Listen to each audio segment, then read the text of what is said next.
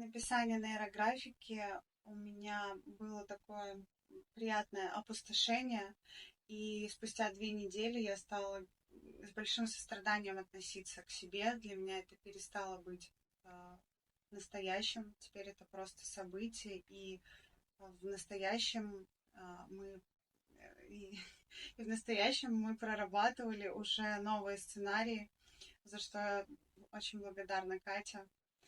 Спасибо.